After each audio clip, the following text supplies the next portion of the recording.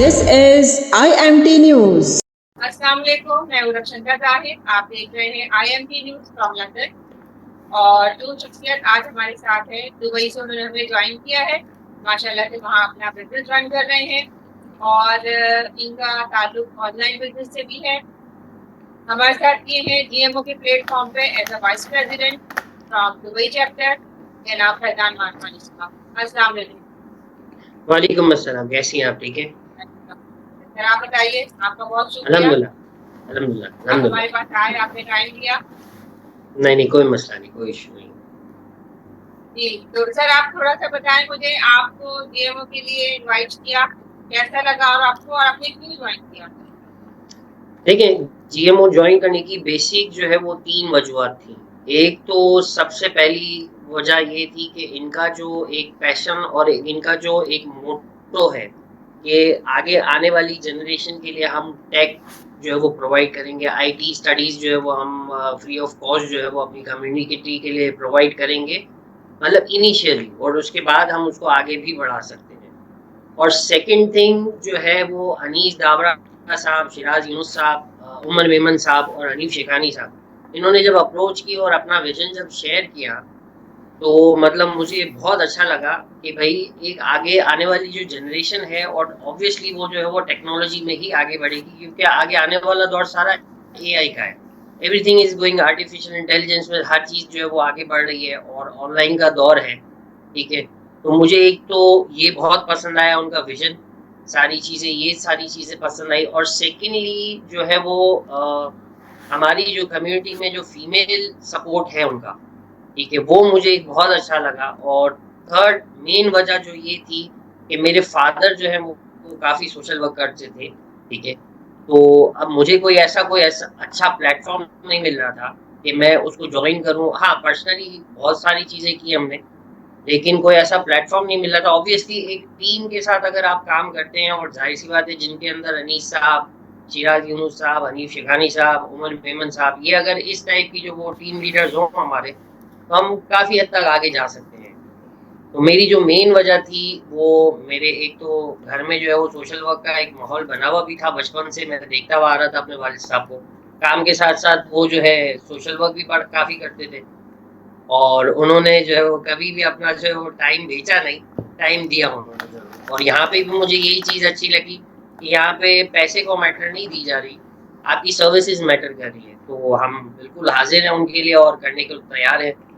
तो hope for the best. इस वजह से मैंने इनको जॉइन किया, क्योंकि मुझे एक टीम अच्छी लगी और प्लस जो है उनका विज़न अच्छा लगा। और जिस चीज़ के लिए वो काम करे वो चीज़ मुझे बहुत ज़्यादा अच्छी लगी, इस वजह से मैं, देखिए, सबसे बड़ा सोशल वर्क तो हमारे प्यारे नबी ने जो है वो इस दुनिया के अंदर किया। सबसे पहले तो जो है वही हमारा रोल मॉडल है। अगर उसके बाद मैं अपना किसी को जो है वो मेंटर या रोल मॉडल कहूँगा, तो वो मेरे फादर हैं। मेरे फादर ने अपनी ज़िंदगी का बहुत बड़ा हिस्सा जो है वो सोशल वर्क के लिए किया। हकीम अब्दुल करीम मारफानी उनका नाम था, ठीक है?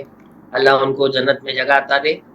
और काफ़ी हद तक उनका जो है वो सोशल सर्कल बहुत बड़ा था, विमेन ऑर्गेनाइज़ेशंस के लिए बहुत काम किया उन्होंने, ठीक है। फिर उसके बाद आखिर जो है वो उन्होंने जो आखिरी जो काम किया था, वो कराची एयरपोर्ट पे जो हज फ्लाइट्स थी, हाजियों की खिदमत के लिए अपने आप को वक़्फ़ कर दिया था। हर साल जो है वो अपनी नींद, अपना जो है वो आराम कुर्बान करके वहाँ जाते थे। तो मुझे वो चीज़ें काफ़ी जो है वो इंस्पायर करती थी।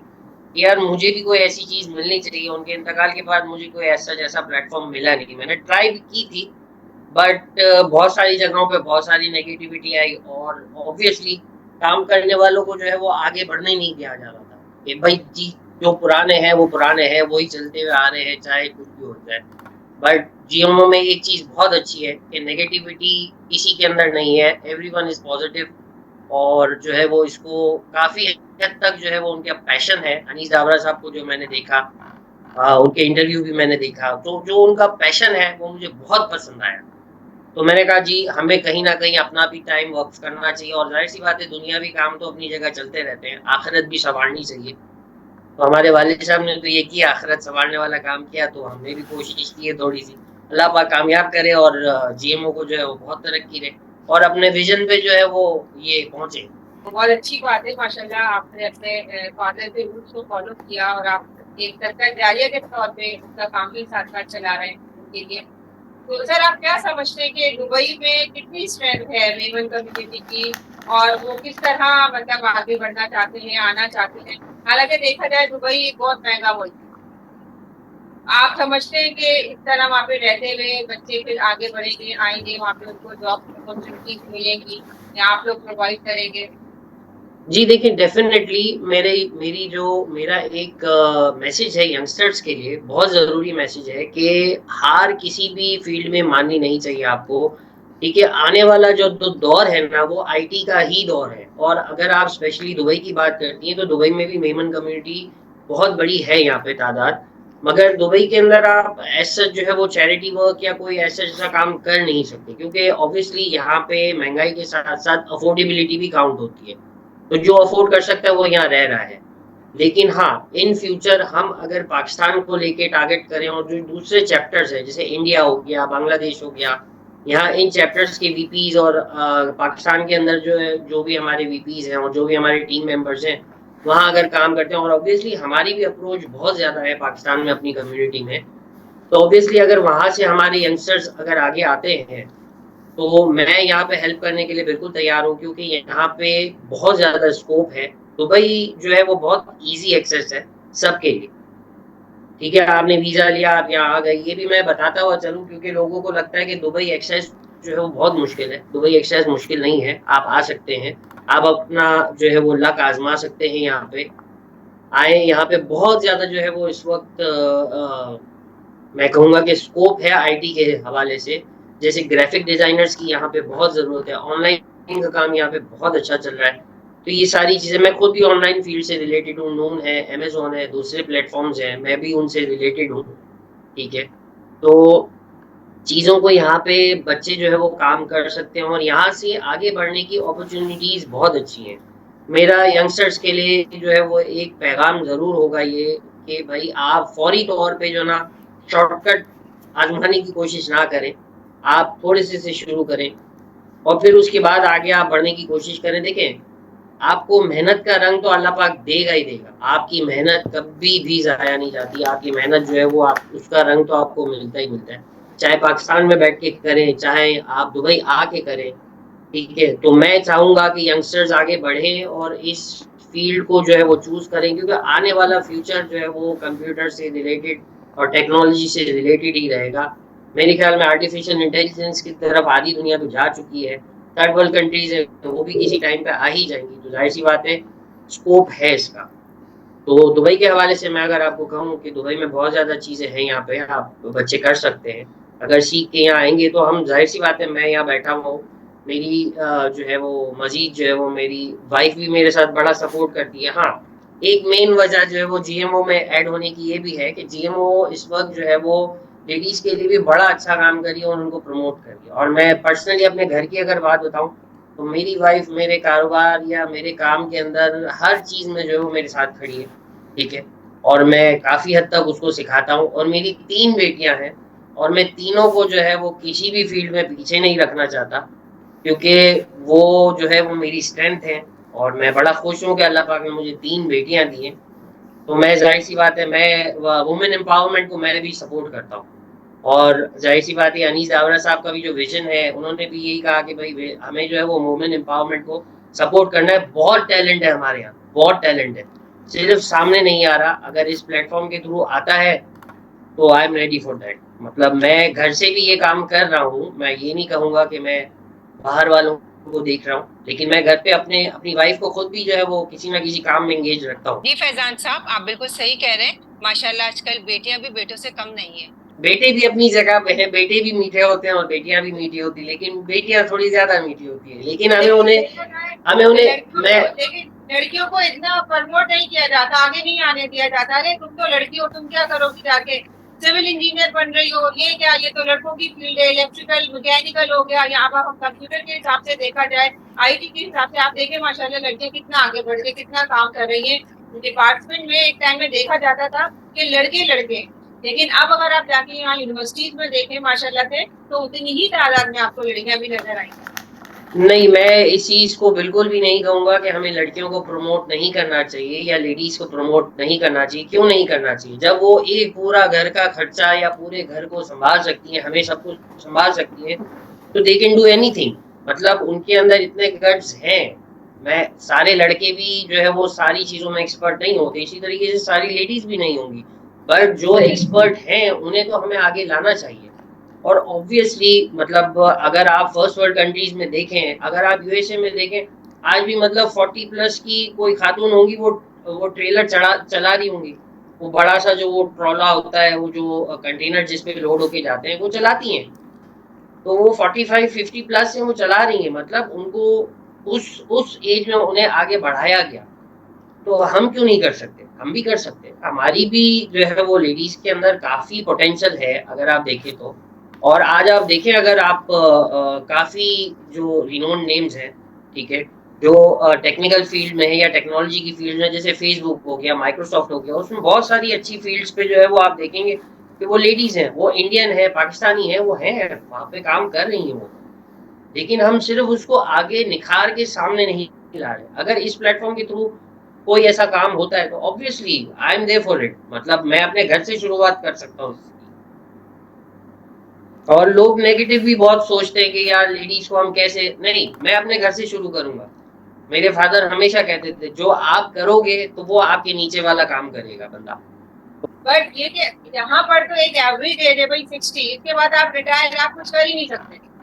आप तो आगे बढ़ ही नहीं सकते, रिटायर हो गए, घर बैठ जाए, आप बाहर पढ़े या छोटा मोटा टीवी देख लें, इस तरह कर लें।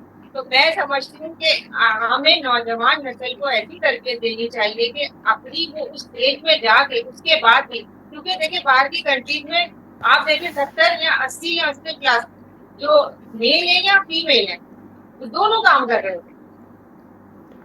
बिल्कुल सही कह रही हैं आप। मेरे वालिद साहब 75 इयर्स की एज में उनकी डेथ हुई थी, and till the last day he was on seat. वो काम कर रहे थे। लास्ट डे वो अपने काम से घर पे गए हैं और फिर उनकी डेथ हुई। तो आप मुझे बताएं, मेरे लिए तो वो एक रोल मॉडल है। जब वो कर सकते हैं तो मैं क्यों नहीं कर सकता? मतलब मैं उसको काफ़ी हद तक मोटिवेट अपने आप के लिए करता हूँ कि भाई मेरे फादर ने टिल द लास्ट डे जो है उन्होंने काम किया, ठीक है? तो मैं क्यों नहीं कर सकता? और मैं आने वाली नस्ल को भी यही कहूँगा कि ठीक है, आपका एक लेजर टाइम होता है, एक एंटरटेनमेंट टाइम होता है, बट वो एंटरटेनमेंट टाइम को आप जो है वो अपने काम के टाइम पे ओवरटेक ना करने दें, ठीक है? आप अपना एक माइंड फ्रेश करें, ठीक है? चीज़ों को देखें, सारी चीज़ें हैं। मगर उस टेक्नोलॉजी से, अगर आप यूट्यूब पे भी बैठे हुए हैं, बहुत सारे ब्लॉगर्स हैं, आप उनको फॉलो करते हैं, तो आप उनकी कुछ अच्छी चीज़ें उठाएँ और आप खुद ये काम करें। वो भी तो उस चीज़ में पैसे कमा रहे हैं। कोई अपनी कुकिंग वीडियोज़ डाल रहा है, कोई ट्रैवल वीडियोज़ डाल रहा है, कोई कुछ डाल रहा है, कोई कुछ डाल रहा है, तो आप कोई एक ऐसी फ़ील्ड पकड़ के उसको फ़ॉलो भी करें आप।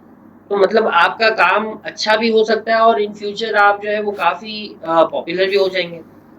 मतलब एक ट्राई बनता है, मैं ये कहूँगा। तो ज्यादातर जो वीडियोज होती हैं, जो लोग शौक से देखते हैं, इसमें मैं समझती हूँ कि एजुकेशन से मुताबिक कोई इस तरह की चीजें नहीं हमारे सामने आती कि जिसको यंग जनरेशन फॉलो करे। तो जीएमओ को प्लेटफॉर्म से मैं समझती हूँ कि ये आगे होने जा रहा है, आप प्रोवाइड कर रहे हैं, तो ये तो बहुत अच्छी अपॉर्चुनिटी है।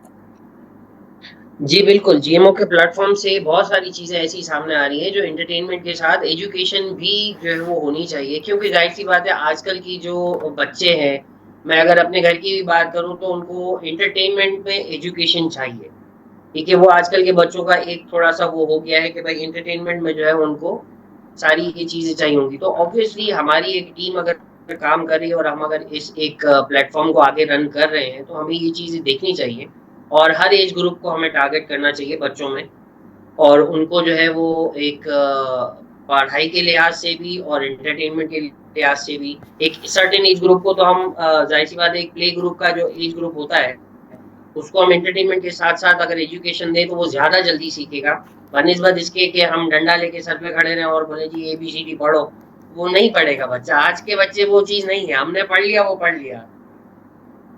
तो मेरे हिसाब से जो अगर जीएमओ इस चीज़ को अगर प्रमोट कर रही है तो I am there for it. मैं अपना मतलब बिल्कुल टाइम भी देने के लिए तैयार हूँ, और जो मैंने आपको कहा कि जो हमारे जो लीडर्स का जो विज़न है, अनीस दावरा साहब हो गए, शिराज़ यूनुस साहब हो गए, हनीफ शिखानी साहब, उमर मेमन साहब, तो उनका विज़न मुझे बहुत अच्छा लगा और मुझे अल्लाह पाक की ज़ात पे पूरा यकीन है कि इंशाअल्लाह ताला जीएमओ विल ग्रो और ये टेक्नोलॉजी में जो हमारा काम हो रहा है अल्लाह पाक इसमें हमें जो है वो कामयाबी अता करे।